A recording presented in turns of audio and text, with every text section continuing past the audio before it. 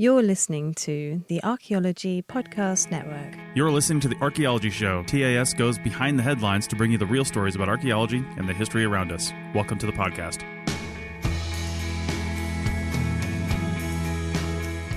Hello and welcome to the Archaeology Podcast, episode 36. I'm Chris Webster. And I'm April Camp-Whitaker.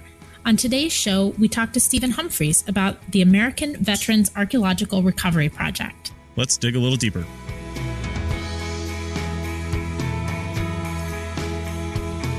All right, welcome to the show, everyone. Our guest today is Stephen Humphreys from the American Veterans Archaeological Recovery. Stephen, how's it going? It's going great. How are you, Chris? Pretty good, pretty good. So let's just kick this right off. What is American Veterans Archaeological Recovery? And we'll get into how it started, maybe some history later on. But what is it, and what are you doing right now? Okay, so the basic idea of AVAR, as we call it, because the other thing takes way too long to say, is that we take disabled and in some cases enabled veterans as well. We put them out on field projects, archaeology field projects, connect them with those teams. And the idea is that they benefit because of the kind of team cohesion that we always see in the field. I'm sure you guys have been on field schools. You've seen how teams tend to bond when they're out there. You're a veteran as well, Chris. I know. You know that a lot of veterans probably really crave that cohesion that they had in like basic training or that they had when they were in a deployed environment. We think that the archaeological environment really mimics that in a lot of ways. You have the objective orientation. You've got the physical labor outdoors, you've got some kind of a hierarchy. And so we want to put veterans back in that environment and let them bond together so that they can create these supportive peer networks and help each other through their transition into civilian life. Okay. Yeah, that sounds really great. I'll tell you what, I never realized I only spent 4.5 years and I was in the Navy. So a little different than like a, mobile, like a field unit. Yeah, I know. Some of my current cohort might disagree with that because I'm actually the squadron commander of the Civil Air Patrol Squadron here in Reno. I've got 87 people in my squadron, and most of the senior members are from the Air Force, of course. So there's only a handful of us Navy guys in there. But you're totally right. I didn't even realize it when I was in that I would crave that so much, but we're always seeking that sort of efficiency and coordination and camaraderie and just that way, that military style that things get done, that you only really understand what military style means if you've been in it. You can read books, you can see news reports, but you don't really get it unless you've experienced that, even just from boot camp standpoint. Yeah. And I think so, like a lot of people will look at these programs and say, well, you're working with PTSD and you're working with anxiety disorders and whatnot. How do you actually do that? Which is a really good question. But most of the veterans that we bring in, maybe they have an anxiety disorder, maybe they were injured in some way. So they count as disabled as far as the VA is concerned, of course. Right. But what they really tell us is, I just want to go out and work with veterans again. I haven't worked with veterans in forever. I want to work with people that have my back all the time, that I'm going to be able to count on after I get out of the field. I want to go meet more veterans. And this program does that. So it's really that cohesion that we're trying to hit. Well, I was just going to ask if you see this program as partly responding to a community need. So yeah, I think it does. I mean, right now there are a lot of these recreational therapy programs. Like you can look up veterans recreational therapy for everything. There's scuba, surfing, hunting, fishing, camping, so on and so forth. So I think what you have is a lot of veterans that come back. They do something that helps them get through. They do something that helps them to cope. And then they want to spread it on to other veterans. And so that's what we're doing too. I think archaeology hits some different highlights than some of those activities do. If someone wants to go and surf and they think that makes them better, then that's 100% awesome. I'm glad that they're getting better through that. But I think archaeology does meet this very specific need for that team experience that a lot of activities really don't do anymore. We don't have a lot of things that draw people together in those same ways. And archaeology does create those teams. Yeah. I think we've all experienced that. I know April has a field school. She goes out every other summer, and I've been on lots of different projects. April's been on tons of different things, and the people that you're with for that short period of time, man, you almost become like family in the sense that you love them sometimes and you hate them other times. Yeah. And I mean, again, like you'll probably remember that from your military service. Like you get this really intense bond, and sometimes you can't even really explain why, because you might hate the person, but those are the people will be there for you if you really need them. And yeah, I think archaeology does do that in a really short period of time. So how did this all start? What's the history of AVAR? How long has it been around, and who first had the idea for this thing? Was it you? No, it definitely wasn't me. And I want to be sure that I give credit where credit's due here, because the British actually started doing this in 2011, 2012 timeframe with a program over here. I started digging with that program in 2015. Like a lot of people who dug with that program, I immediately said, this would work for American veterans as well. We need to figure out some way for this to be transplanted over. And about the same time, my partner, Mark Reed, showed some interest, and we sort of buddied up and said, how do we make this work in the States? So we incorporated as a 501c3 nonprofit in, I think, January 2016, and have been doing digs ever since. Wow. Sounds good. But we still stay in contact with the British programs. There are, I think, 3 of them now that are very active over here in the UK, because I do live in Durham, Northern England, where I do my PhD. So I stay in really close contact with those guys. We share best practices back and forth, make sure that we aren't stepping on one another, in terms of where we're putting people on digs and whatnot. So there's a network of us, a community of us that are sort of working together to make sure we're getting this right. So is this like a franchisable model?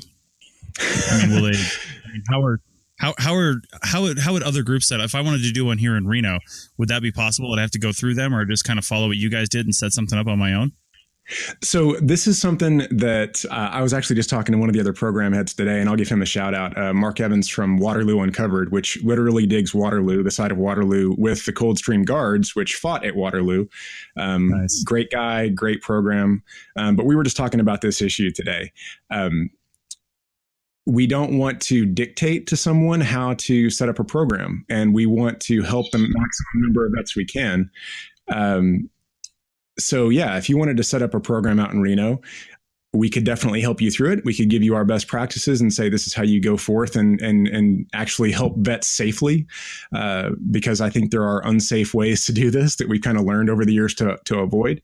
But yeah, we could definitely help you. The model that I would actually like to go to in the States is like a chapter model, kind of like what some of the other big veteran charities do, where they have state chapters that run digs over and over in that state with the same individuals, the same community, and build that community over time. That's what I think should happen in the next 5 years. Well, that sounds good. What kind of? Well, we're going to talk about some of the projects you have coming up. But what are some of the special skills that veterans do you think bring? I mean, you're an archaeologist. You have experience doing that. What kind of skills do you think veterans bring to the table that maybe are unique? Okay, so this is an interesting issue for our program, because I think, again, the British programs have been around for a few years now.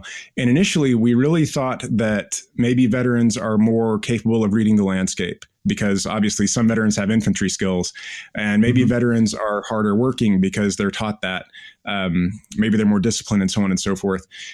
I've been on a lot of these projects. I've led these projects. I've run sites with these guys. The main thing I think veterans have, and the research bears this out, the main quality in veterans that's really different is the cohesion. They'll tend to bond together much more quickly than other groups do. You know yourself, 80% of the American military is support. We don't all have that infantry skill set. I can't read the landscape any better than anyone else can. I was an aircraft maintenance officer. So, there's such a wide range of skills the military gives you that in terms of generalities, I don't think veterans have skills that are immediately applicable to the archaeology field, but they do get along well together really quick. And they do form these really effective teams. Okay. Yeah, I was in the Navy, as I mentioned before, so I came out with a very specific skill set of being able to work long hours and drink lots of coffee, which directly translates to archaeology.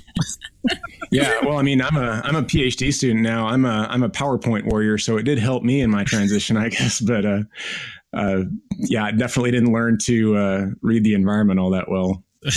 Nice. So I know one of the big things in the States is figuring out ways to help veterans sort of transition back to different employment opportunities and translate some of the specific job skills that they acquire in different military positions into things that, kind of can be read by a civilian workforce. I mean, right. Do you find some of that happening here where you're saying, oh, maybe it's not reading the landscape, but you have these other skills that are acquired, and archaeology provides a venue for starting to think about how to talk about or use those skills in different ways. So, yeah, We do some limited vocational training on our digs. We really try to provide an advanced skill set on our digs, but we don't say that we make archaeologists. I mean, we're going for digs for like a week or 2 weeks. Right. And obviously we're providing very high grade skills training to accomplish that particular objective in the field, but we don't tell them that we're going to make them archaeologists, because you guys know what the field is like. You're not going to make an archaeologist in 2 weeks. It takes a bit longer than that, right? And the last thing we want to do is give people this kind of false hope. So the other side of that, though, is if someone does want to become an archaeologist out of one of our projects, we definitely engage with them one-on-one and try to get them plugged in. We know people in the CRM community. We'd always like to know more. So, you guys or your listeners, we're always trying to make those connections for our guys so that we can plug them in where they can get that training and where they can get that opportunity. Same goes with academia. That's my personal background at the moment. So we try to put people in the correct university environment for them. And that's not always the right thing to do. If you've got a mid-30s veteran with 3 kids at home that says, I've always wanted to be an archaeologist, telling them that the next step is to go through the 10-year academic slog so that they can run a dig might not be the best option for them. I regret it. Yeah. So, why would we tell them to do that? We want to make sure that we're taking care of our guys when we're advising them and putting what's best for them first, I think is the very long-winded answer to that question. I will say that from the people that I've talked to, they've always got this incredible drive. And that does tend to make them successful. They'll work incredibly hard wherever they go, wherever we put them. And I do think that comes from that military background. That's that bloom where you're planted mentality that runs throughout the military. And I do continue to hear feedback about the guys that we've put someplace that they are incredibly hard workers. And we're really proud of that.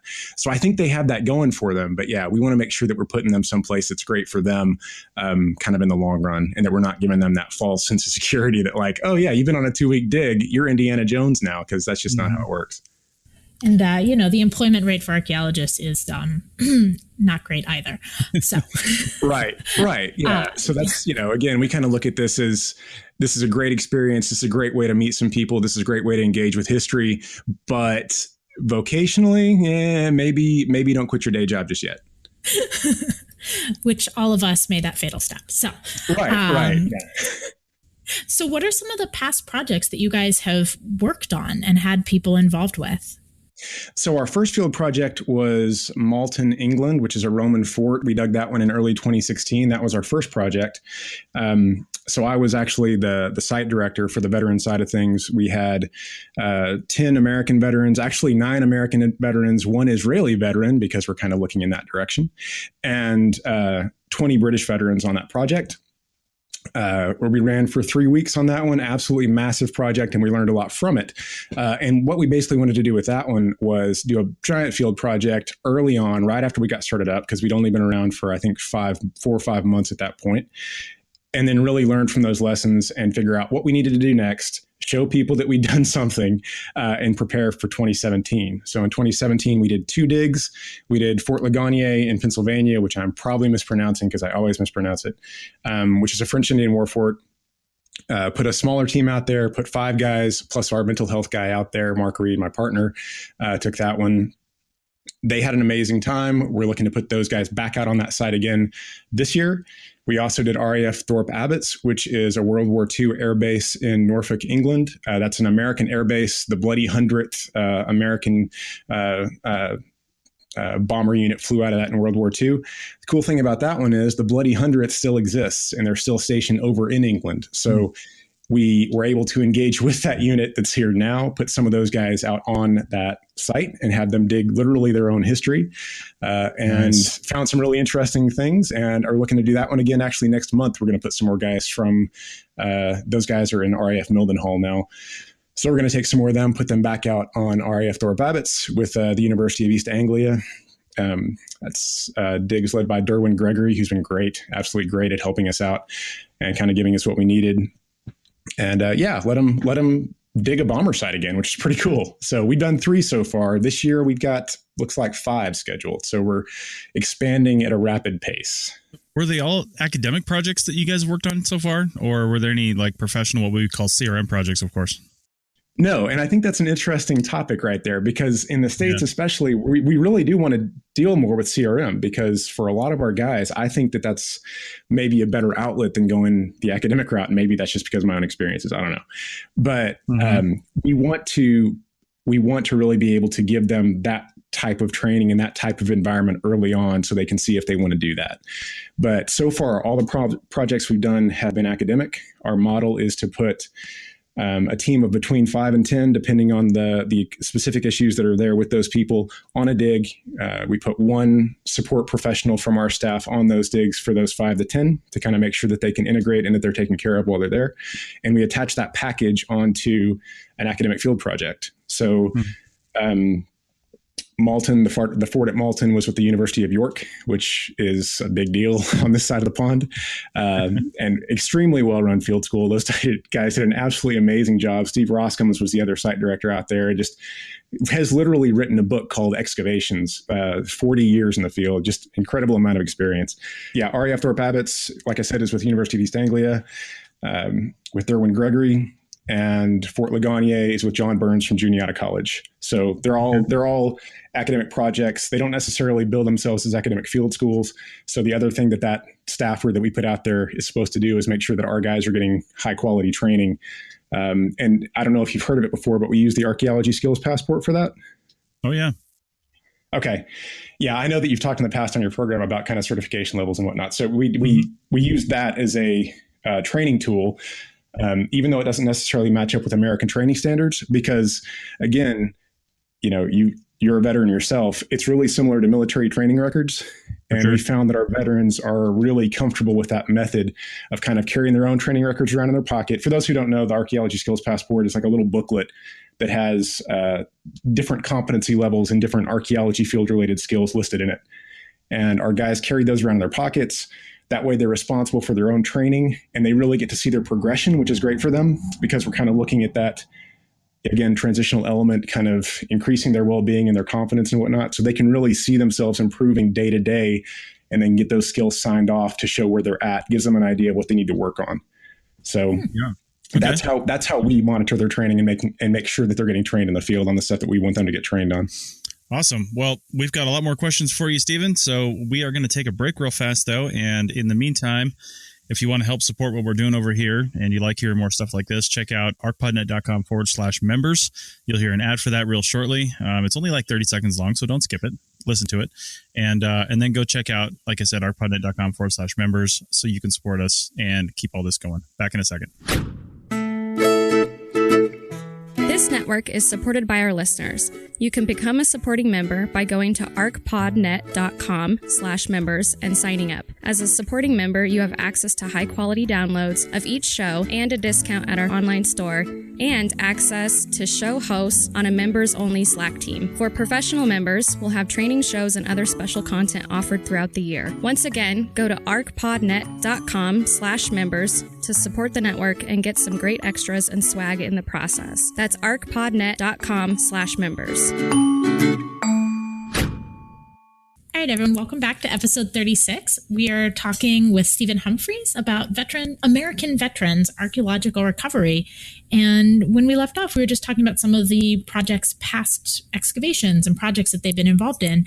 And one of the interesting components is that they've done some work on sites with veterans that are affiliated with those veterans' regiments or military careers. And so I was just wondering, Stephen, how does this affect the archaeological experience?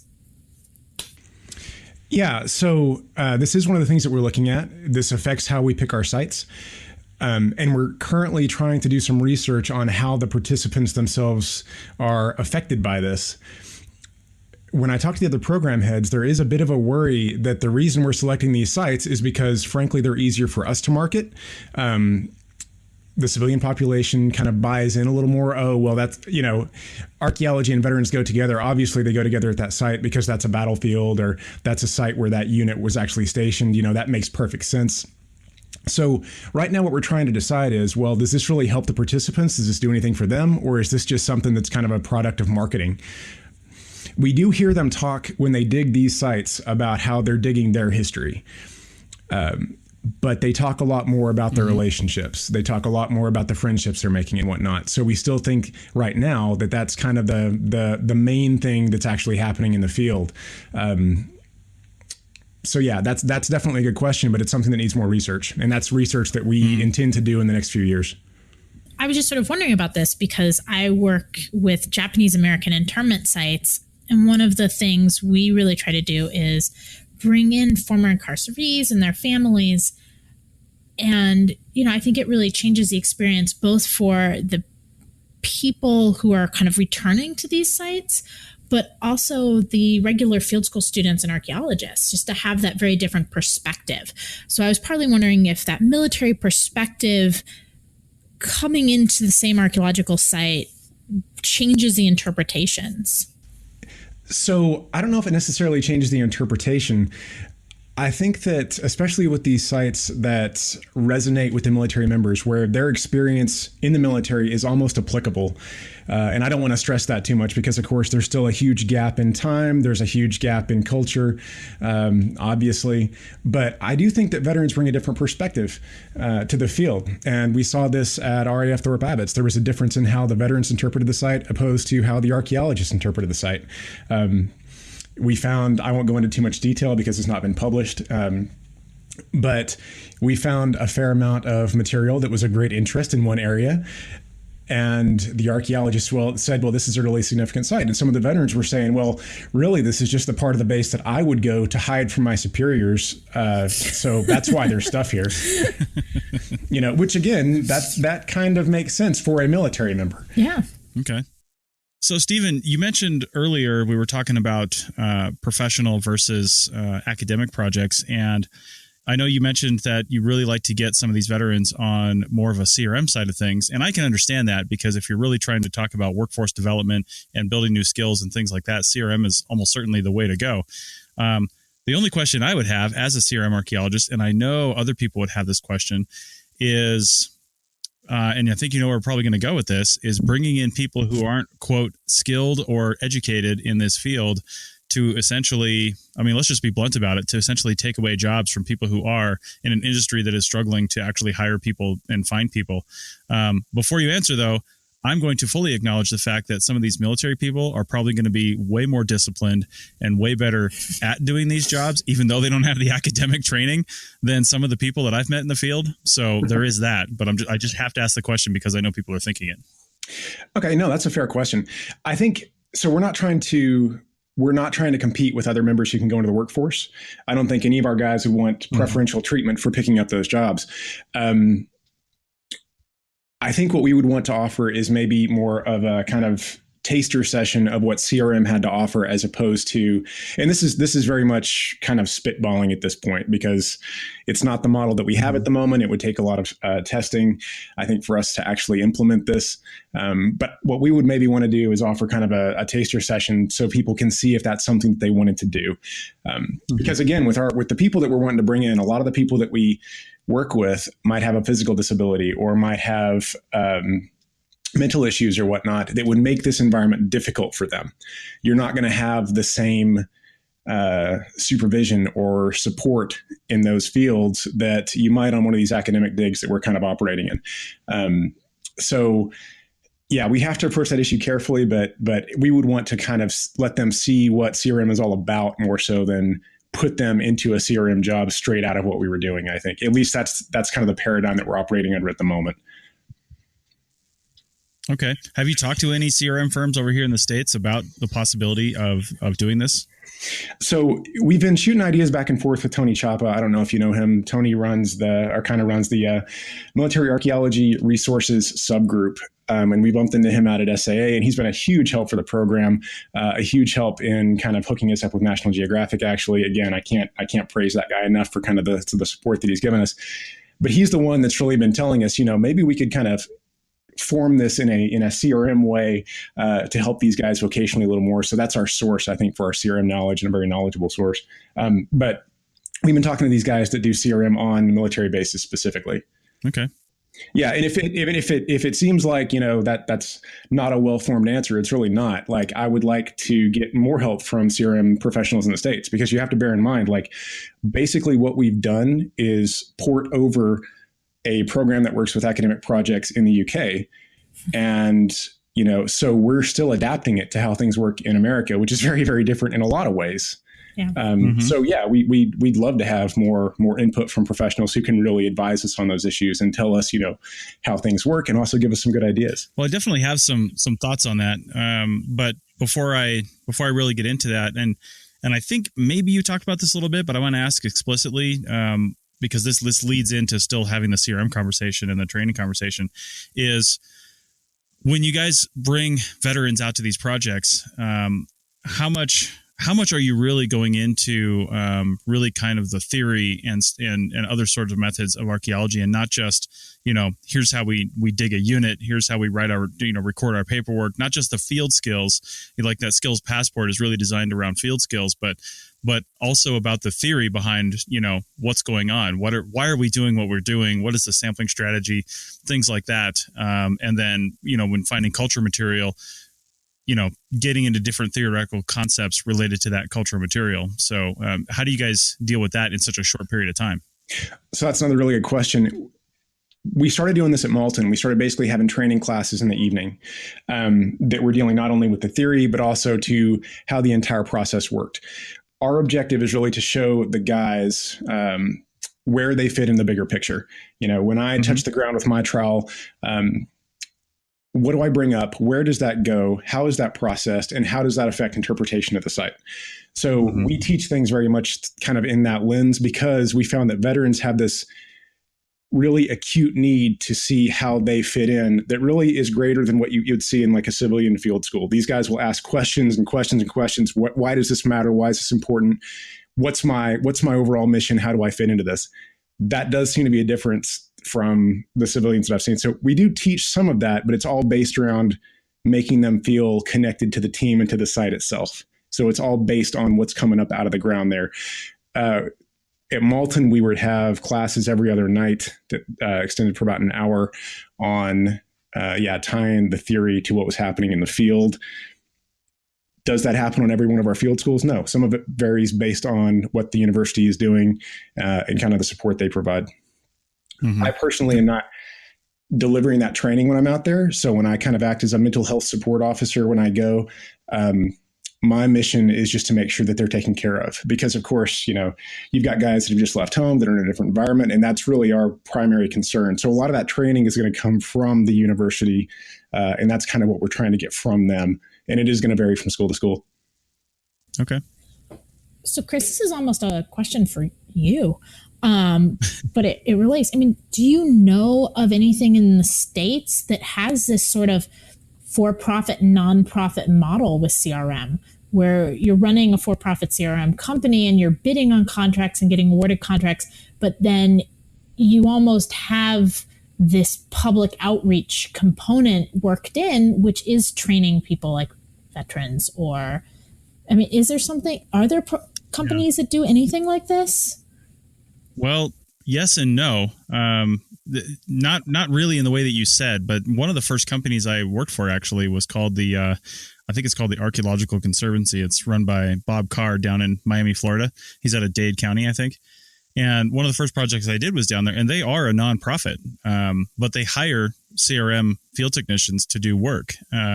They pay a little less than other people do, but they bid on projects and they get contracts just like any CRM firm does. But they have certain requirements, as a nonprofit does, for the amount of money they can have in their bank account at the end of the year and things like that. Which is why when I started there in, I think like the second week of December, we were actually all getting ready to, I joined, and like a week later we were breaking for like a week and a half for Christmas.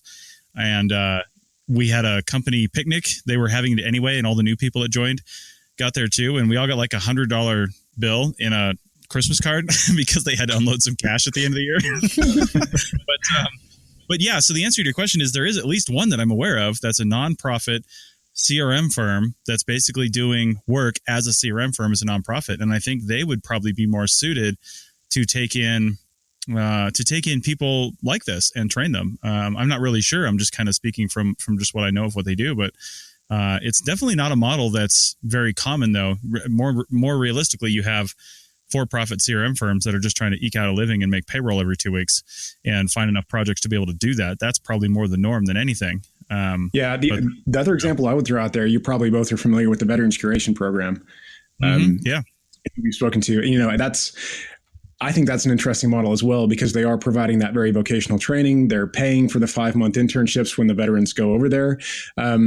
And then they're, again, helping them kind of find their feet once they get out of those internships. So actually a guy that we helped place last year on Waterloo, he went out and dug with them, is now doing a 5-month internship with the VCP and looking for CRM jobs when he gets out of there. So, he's, I think, very effectively used these systems to kind of get himself where he wants to go, which is absolutely fine. I think that's great.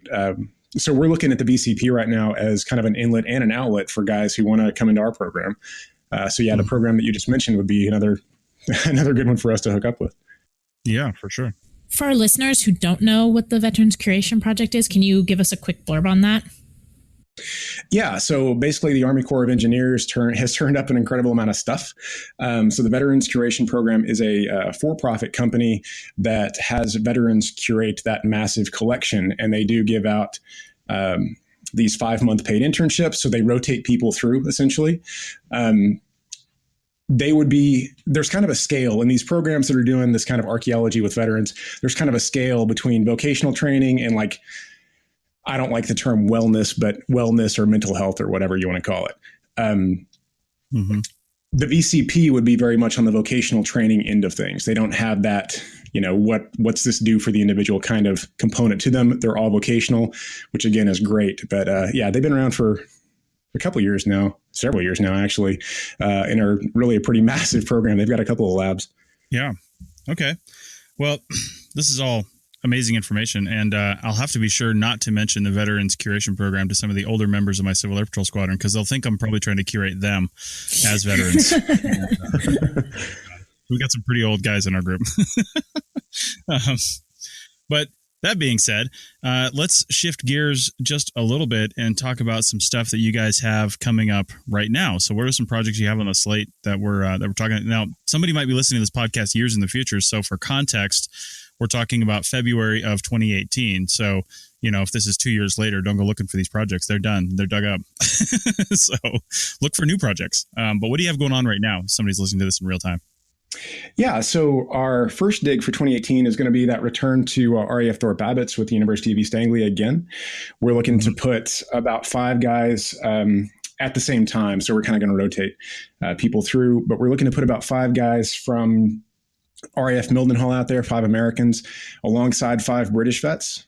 So one of the interesting things about that dig is we do try to kind of highlight that World War II partnership between the British and the Americans on that site and build those bonds between those two services, which is a really neat thing to watch.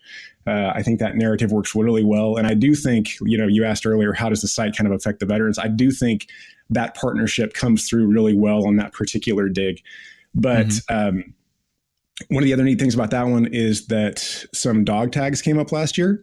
So the University of East Anglia has really spearheaded this effort to reconnect the dog tags with the living ancestors of those individuals. So we're actually going to bring some of those families over. I shouldn't say we, I should say the University of East Anglia is going to bring over some of those families to the museum on the site, where you have these very passionate volunteers that are curating this material and really kind of creating a living memorial to those individuals in the Bloody 100th.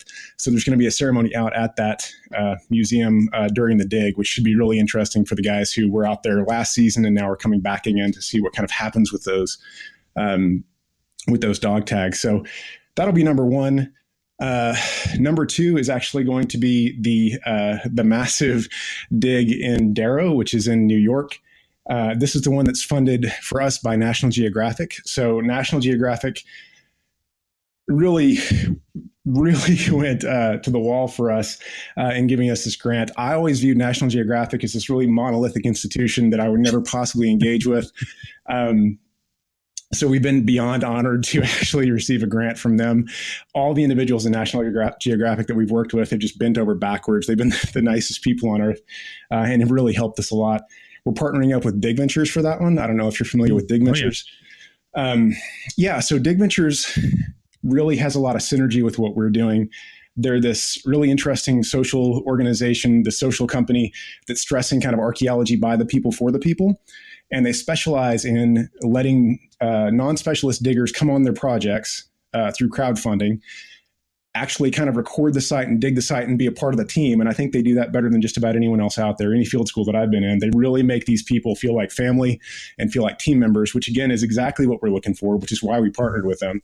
But then they also keep them engaged after the dig because they have this digital dig team program that keeps all the records online. So our veterans are actually going to be able to continue seeing what they dug, how that material is interpreted, again, the entire process after the dig is over, which I never got to see for field schools that I was on. So Dig Venture's really unique approach plays into exactly what we want to do with our guys. We want to keep them engaged while they're in the field, and we want to keep them engaged after they leave. I'll talk about this later probably, but one of the things we do watch is kind of the drop off that you get when you have this very social environment that suddenly kind of goes away. You guys will have experienced that after digs, and that is something that we really watch for given the nature of our guys. So, you know, Dig Ventures is a perfect partner for us with that. But that's a Quaker Shaker community, 18th century. That'll be for 2 weeks out there. We're just handling the housing now. The housing looks absolutely incredible. I mean, we're talking like resort level. So we're going to put 20 veterans and service members on that one. We're hoping for kind of a mix of about 10 service members coming out of the Fort Drum area and about 10 veterans who can kind of serve as mentors almost for those guys with that transition into civilian life. So that's going to be our major project for the year. And again, National Geographic and Dig Ventures are taking really good care of us with that. So all my thanks to those guys. Then we got Fort Ligonier coming up again. That'll be late summer. So we'll put that small team back out there again with John Burns and Juniata College. I think they've got some more plans for survey, but I think they're still kind of working out what's going to happen because, of course, it's still early in the season for kind of planning the operations for the summer. We've got 2 others that are planned. They're not confirmed yet, so these may go by the wayside. And these are coming to us partially because of the attention that we're getting from National Geographic. But we've got what looks to be an osteology field school at Scrimby, which is in the UK. They're right now looking to donate 10 slots for our veterans. So that's 10 free slots. Usually they charge 1,100 quid per 2 weeks. So for them to give us 10 free slots for our guys with all prices and costs covered and everything is pretty incredible. Yeah, so we're going to be advertising that one actually through the VCP. And then the 5th one, which is something that we're going to try that's completely new for us. We're going to try to crowdfund veterans going over to Israel to dig a site in northern Israel this year, which is not something we've done before. We've never tried crowdfunding. So we're going to see if there's an appetite for that. I think there will be. I think people will be interested in putting a team of veterans over there so they can dig with Israeli veterans from the IDF. There's definitely interest coming to us from Israel. Because again, that's you got so many military veterans there. Service is compulsory, so you've got so many people there who have served, and so many people there who have served in combat roles. And I'm personally a Near Eastern archaeologist, so I know a lot of people in Israel. Everyone I've spoken to about this just immediately says, "How do I do this? How do I put this program in Israel?" So we're going to go over there and see how it works, and let them see how it works. And see what they want to do with it. See if they think it's helpful. I think they will, and see if they want to kind of create their own project. Okay. So yeah, that's our 5 for the year. Wow, that's a lot of work. All right. Well, we're gonna wrap up this discussion on the other side of this break. We'll be back in just a second. Are you interested in hosting your own show on the Archaeology Podcast Network? If you're passionate about a topic and can come up with at least 10 episodes right now, I'll wait. Then contact me at chris@archaeologypodcastnetwork.com. We'll go over your options and what we can do for you. That's chris@archaeologypodcastnetwork.com. Don't let your passions sit in a file cabinet or on a dusty bookshelf. Broadcast them to the world with a podcast today. Back to the show. Welcome back to episode 36 of the Archaeology Show with Stephen Humphreys today. So we were just talking about some of the upcoming projects. And one of the things I was noticing is there's a really strong international component to these projects. And it seems like several of the ones that have already occurred, have a mixture of vets from the States, from Israel, from Europe. Can you talk a little bit more about that? That just sounds really fascinating. One interesting way to kind of connect people with really different military experiences. Yeah. And I think I think that's one of the areas where this program can possibly shine in the future. This is one of the things that we want to keep doing with it. You mentioned that these people have really different experiences, and the truth is they kind of don't. When you put them together, what you realize is combat veterans in particular, which I am not, incidentally, I've deployed, but I have not been shot at. But combat veterans in particular, regardless of where they served, will very quickly bond and kind of come together and support one another. One of the individuals that we had at Malton, one of the international individuals that we had, actually told us that she went through rehab because of that dig, because someone from a different country who had also been in combat and who was teetotal, who didn't drink, watched her drinking. And she gave him a drink. And he said, no, I can't do that anymore. And she said, why not? And he said, well, I have an alcohol problem. And she had never, and I know that sounds very simplistic, but this is actually what happened. She had never felt okay admitting that because, again, she's a combat veteran. She's hardcore combat medic, had seen all kinds of terrible stuff, and she never felt okay admitting that. And when this other veteran, this other big tough dude said, yeah, I've got a problem with that, I can't handle this stuff, she said that made it okay for her to quit. So she went through rehab, and she mailed us back like months later and said, hey, thank you guys. You got me out of rehab. And, you hear these stories about this kind of stuff, and it makes all that work that you just mentioned kind of worthwhile. But to get back to your point about international veterans, you do see veterans really quickly bond with one another, regardless of what country they're actually from.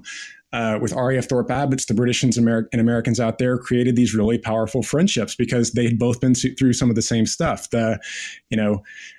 The pointless tasks of the military that everyone complains about, and the boredom and the dumb decisions from leadership. And, some of those things, those are pretty constant through militaries throughout the world. So you end up realizing that you have the same stories as these people from another military force. And yeah, it brings people together regardless of what uniform they wore, which is pretty cool to watch. Very nice. Very nice. Okay. So you've mentioned programs you've done. You've mentioned a lot of programs you have coming up here. Where do you get your pool of veterans that you're dealing with? How does a veteran contact you guys and get, hooked up with you so they can go out on one of these projects? Okay. So we're actually revamping our website right now, and that's because we just got that big National Geographic grant. So we're trying to kind of, make everything look a little bit sleeker and a little bit prettier. So right now, Facebook is probably the best way to reach us. You can look up American Veterans Archaeological Recovery on our Facebook page. Please like our page. It gives the impression that we're very active, which frankly we are. So get on that page, get in contact with us that way, and we'll go through the discussion of what do you want to get out of this, where you're coming from, and what we can do for you. Okay.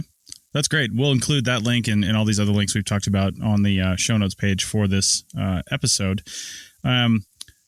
So just so it's all out there and people know, I know it says expenses included for some of the stuff except for travel, but they go out there, they work for 2 weeks. They're not paid for that, right? This is still kind of a volunteer thing and they're learning skills. That's what they're taking away?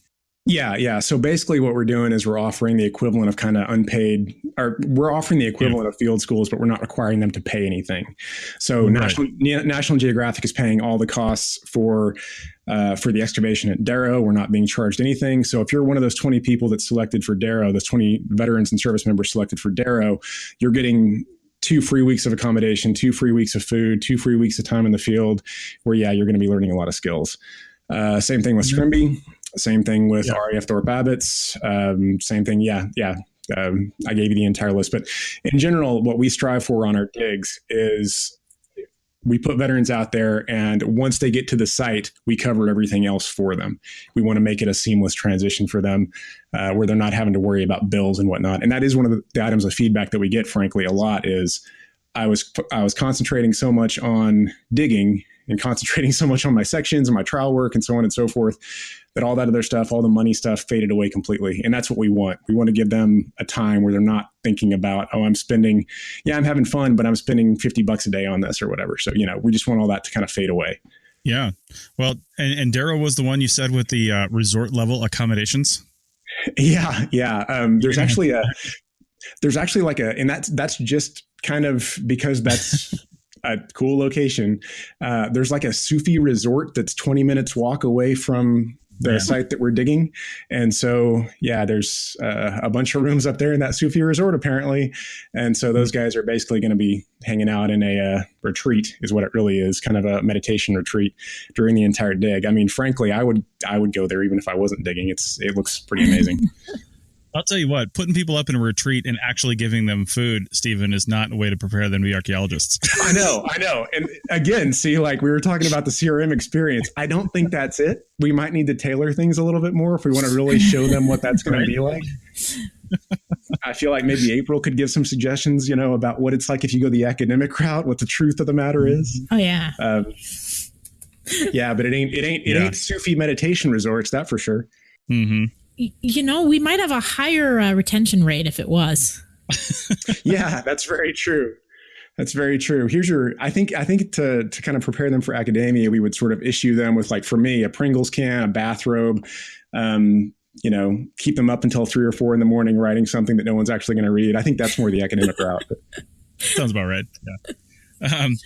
All right. So, before we go here, I just want to talk about something and kind of get your take on this. Something I've been working on for a really long time. And I don't know if you've listened to the podcast, you might be familiar with it, but it was originally called PCS, or Professional Certifications for Scientists. And that was basically a post-college training program and that's what it is now. And I've got some funding for this to really kick it off here in March and hopefully be totally live and usable by the next field season. And what I've changed the name to, and you'll appreciate this, is Team Black, because Team Black was our code name for the ultra high efficiency trained team of archaeologists that went through all this training when we were first setting this up.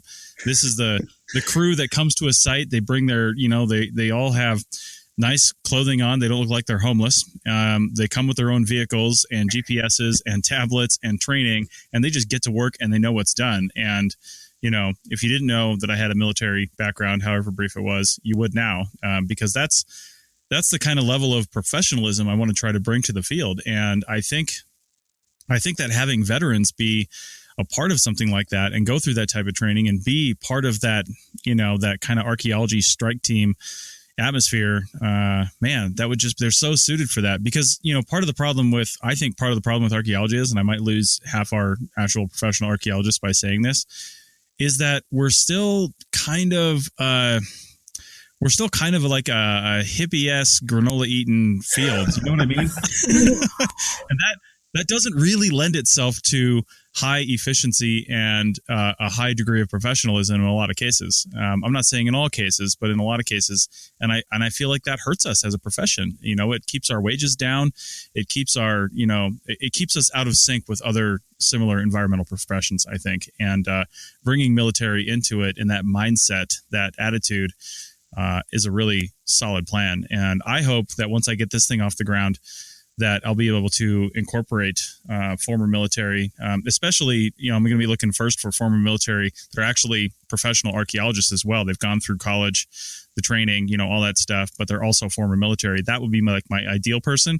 But then only a slight half step down from that is somebody with high amount of military training that is just interested in archaeology and wants to go through our training as well, and then see if there's projects we can get them on. The only impediment to that is a lot of stuff, especially where I work out here in the Great Basin, is a lot of this is BLM land, and BLM work has to follow Secretary of Interior standards, which means you need a minimum of an anthropology or history degree, bachelor's degree. So, but there's a lot of places where that's not a requirement. It's just a degree or suitable experience. And in those places, we could deploy these field teams and have a lot of success.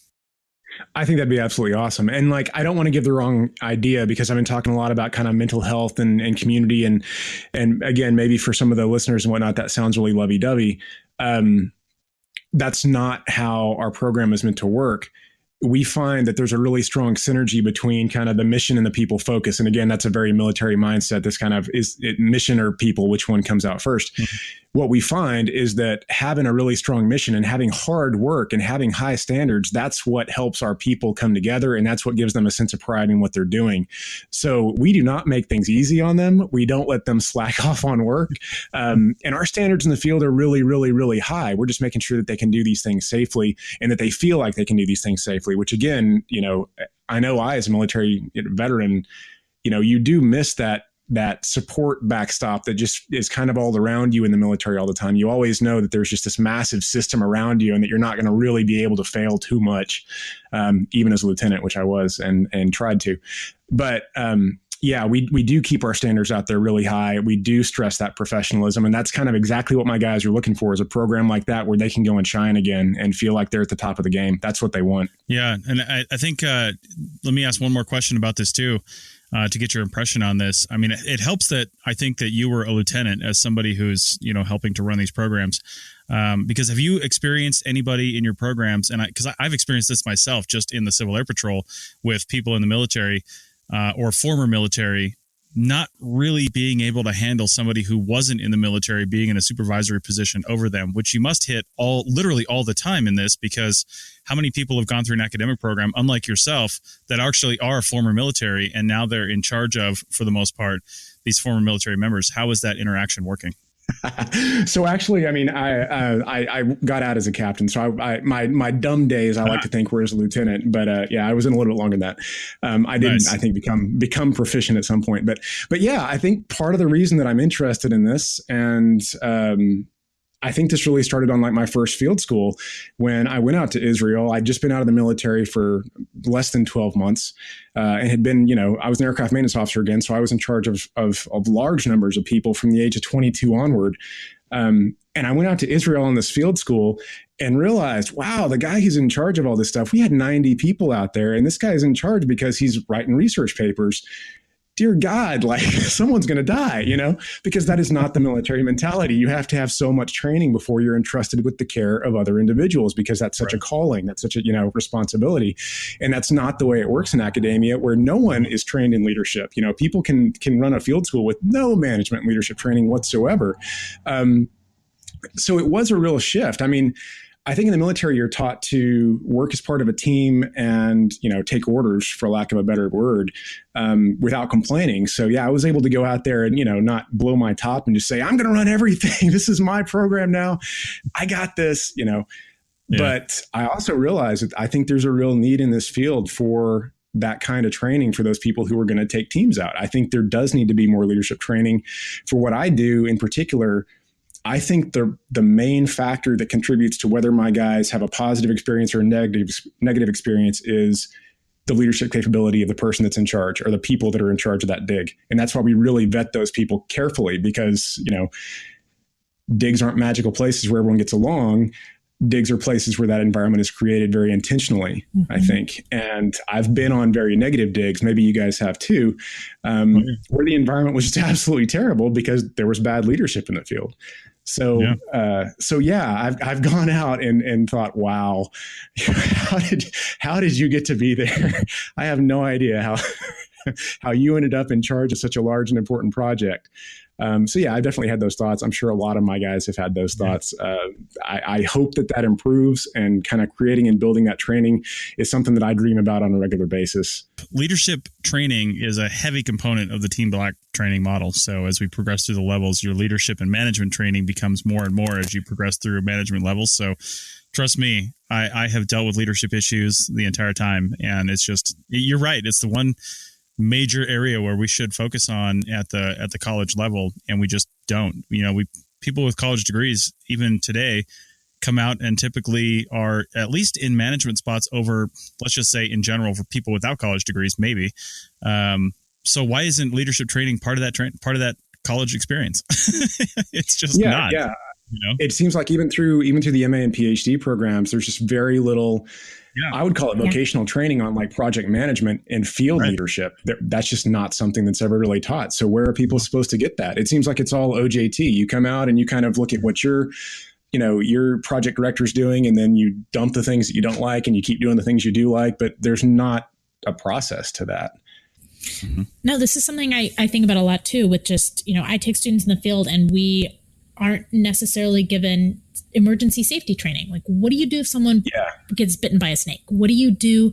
Or even budget management. These are all kind of lacking skills for a lot of people, unless you've picked them up in other places. You worked professionally or you were in the military. So it almost sounds like you have a model where you can develop a cyclical, kind of a circular training where you have vets coming to learn archaeological skills, but then you can almost use them to train archaeologists in personnel management and leadership.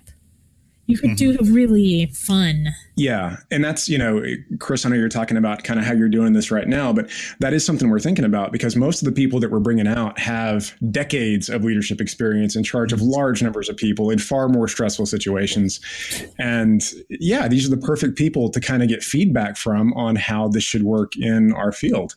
And I think they would have a lot to contribute in those ways. We just need to make sure that, the archaeologists are willing to listen, which typically they have been, I think. Yeah, indeed. Okay, well, Stephen, this has been an awesome discussion. I'm really excited at where this project can go and where it's gone and where it is going. And I really wish more money could be thrown at these things, like the National Geographic thing you got, because I'd love to do, specific series on the Archaeology Podcast Network where we go out and we get we record the experiences of people actually doing this. I think that'd be fantastic, and maybe someday we'll get there. I've wanted to go on some of the Dig Ventures stuff, but there's always barely just enough money to get the project done. So hopefully, as these things gain traction, we can bring somebody out there from the APN or somewhere and document these things so other people can learn and benefit from that and get excited about going on their own project and doing their own things. So, well, yeah. And you're more than welcome on our projects. We'd love to see you out there. Yeah. Fantastic. So, all right. Well, again, thanks a lot, Stephen. And thanks for coming on the show. All the links are in the show notes for everything we mentioned. And be sure to go and like their Facebook page. And if you're a veteran, contact them and find out how you can get involved. Yeah. And thank you guys very much for having me on the show. And for a really interesting discussion. I very much enjoyed it. And I'd love to come back sometime and tell you guys kind of how we're progressing in a while. Fantastic. Thanks a lot, Stephen. Yeah. Thanks, guys.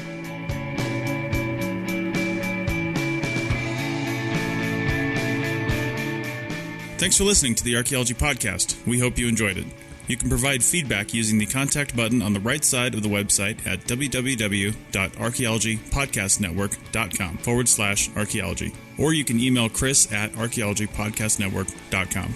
Please like and share the show wherever you saw it so more people can have a chance to listen and learn. Send us show suggestions and follow ArchPodNet on Twitter and Instagram. This show is produced by the Archaeology Podcast Network. Opinions are solely those of the hosts and guests of the show. However, the APN stands by their hosts. Special thanks to the band Sea Hero for letting us use their song I Wish You'd Look. Check out their albums on Bandcamp at seahero.bandcamp.com. Check out our next episode in 2 weeks, and in the meantime, keep learning, keep discovering new things, and keep listening to the Archaeology Podcast Network. Have an awesome day.